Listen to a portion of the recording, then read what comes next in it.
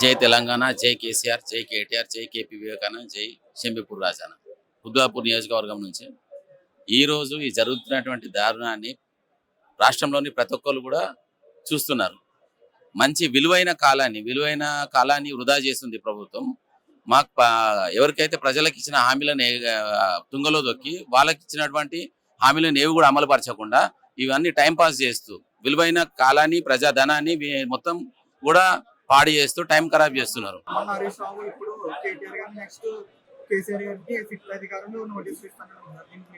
ఎవరికి మా సార్కు నోటీసులు ఇచ్చినా, చిన్న వాళ్ళకి నోటీసులు ఇచ్చినా, ఎవరికి నోటీసులు ఇచ్చినా వీళ్ళు చేసేది ఏం లేదు. ఎందుకంటే జరిగింది ఏం లేదు.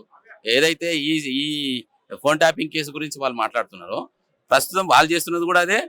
ఇందాక మా కేటీఆర్ సార్ గారు కూడా మాట్లాడుతూ చెప్పారు కదా, ఏమని గూఢచర్య వ్యవస్థ అనేది పోలీసు సేవలు చేసుకునే పని. అది దానికి మా రాజకీయ నాయకులకు ముడిపెట్టినట్టయితే రేపు పొద్దున మీకు కూడా అది జరుగుతుంది కదా.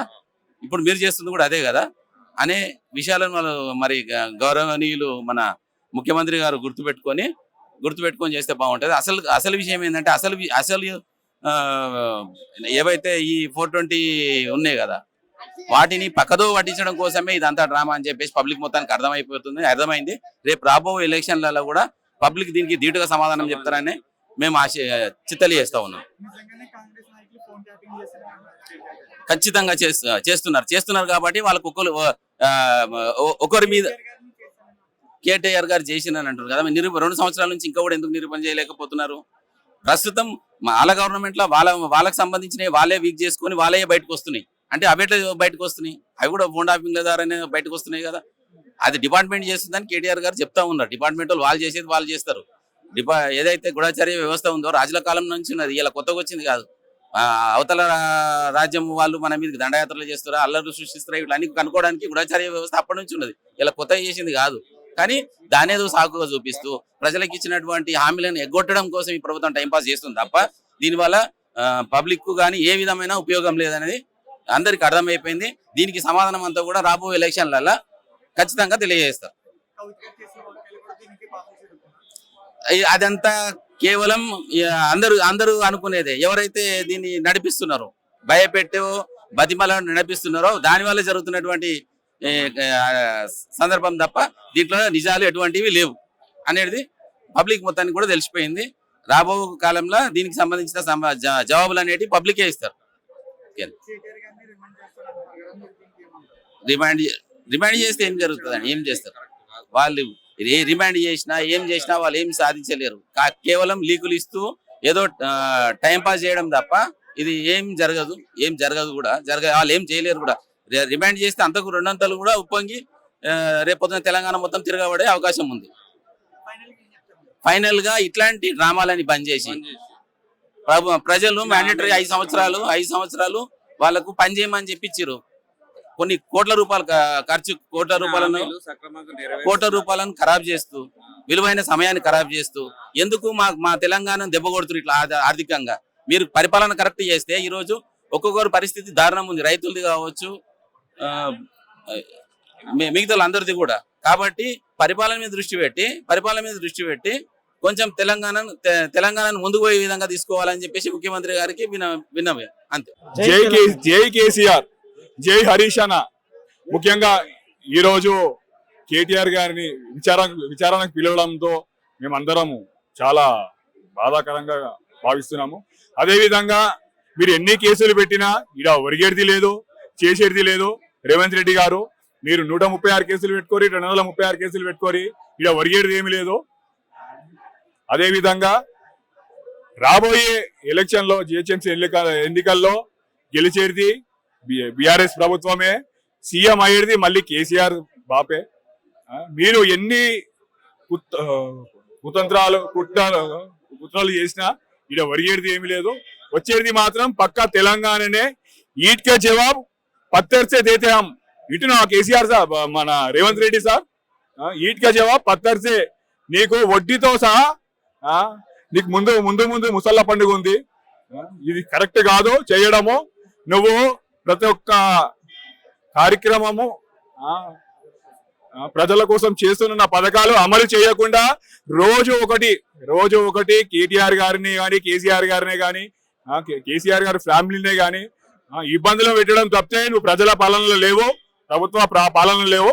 ముఖ్యంగా నువ్వు ఆ పాలన గురించి ఆలోచించి, ప్రజల గురించి ఆలోచించి, అందరి గురించి ఆలోచించి ప్రభుత్వం ఎలా ముందుకు సాగాలో, నెక్స్ట్ నువ్వు నీ ప్రభుత్వము ముందుకు సాగాలో తెలుసుకోని విజ్ఞప్తి చేస్తున్నాము. ఈ సభా సందర్భంగా చెప్తున్నాం. జై కేసీఆర్. అన్న మొన్న హరీష్ రావు, ఇప్పుడు కేటీఆర్, నెక్స్ట్ కేసీఆర్ గారికి ఫిఫ్త్ అధికారులకు నోటీసులు ఇస్తారని వార్తలు మీరు ఏమంటారు?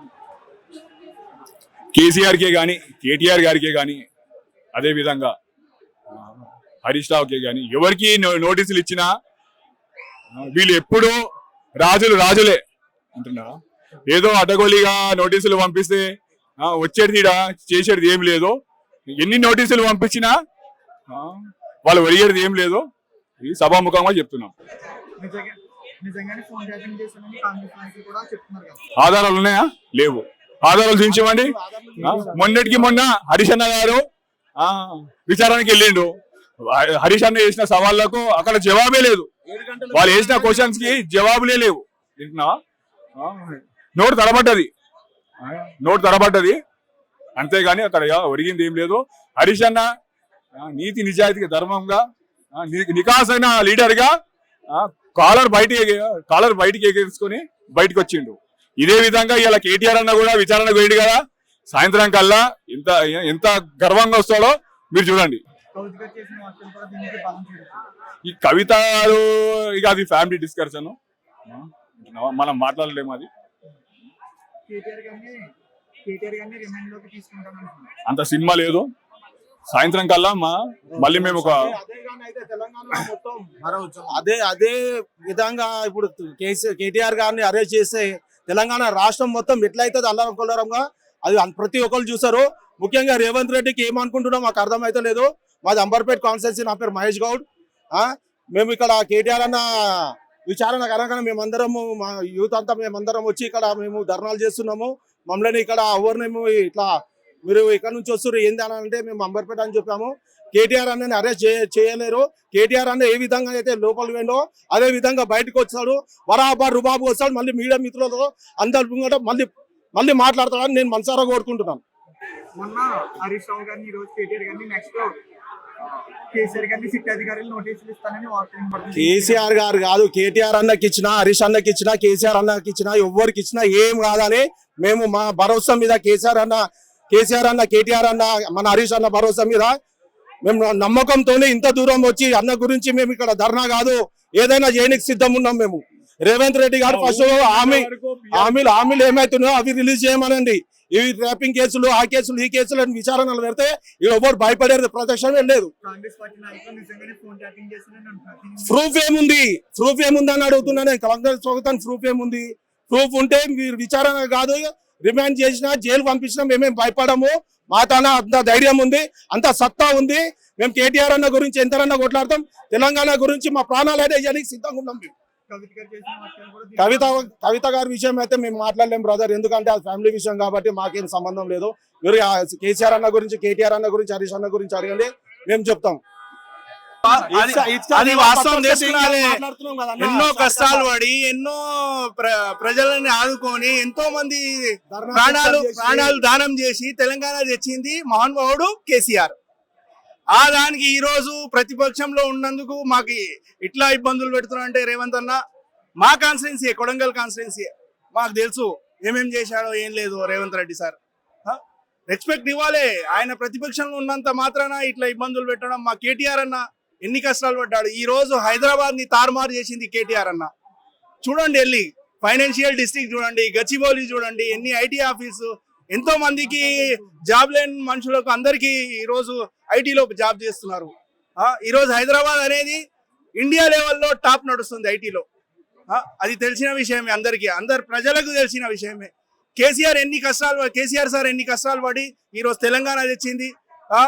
ఆ తెలంగాణ మీద మా రేవంత్ రెడ్డి సార్ ఇది చేస్తున్నారు. మాకు మేము పడేటోళ్ళం ఎవరు లేం. हम किससे भी नहीं डरेंगे, हम किससे भी नहीं डरेंगे. हम केसीआर सर और केटीआर सर के मरे दम तक हम उनका साथ में रहेंगे और लास्ट हमारी जान कुर्बान हो गए तो भी हम उनकी परवाह नहीं है. జై తెలంగాణ. जय तेलंगाना. మొన్న హరీష్ రావు గారిని ఈ రోజు కేటీఆర్ గారిని నెక్స్ట్ కేసీఆర్ గారికి సిట్ అధికారులు నోటీస్ ఇస్తానని అంటున్నారు. వార్నింగ్ నోటీస్ ఇది అయితే మాకు కామన్ అండి. ఈ కేసులు ఈ మహేశ్వరంలో మాకు ఎన్ని కేసులు పెట్టలే.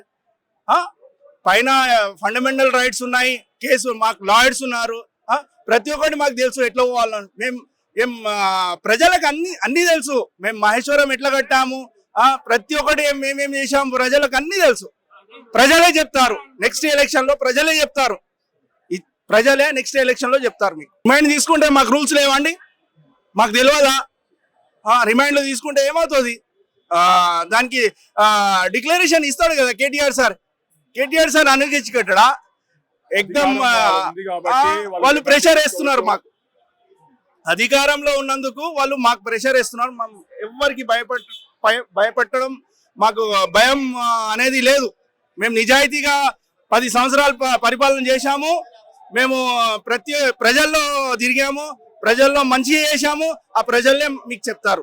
పోలీసులను పెట్టి మమ్మల్ని లోపలికి ఈ రాష్ట్రంలో తరిమి కొడుతున్నారు. ఈ ప్రభుత్వం చేస్తున్న అరాచకాలని ప్రశ్నించినందుకు మా అన్న కేటీఆర్ గారికి, హరీష్ రావు గారికి నోటీసులు ఇచ్చి ఈరోజు ఏదో రాక్షసానందం పొందాలని చూస్తున్నారు తప్పితే దీంట్లో ఎటువంటి సాక్ష్యం లేదు.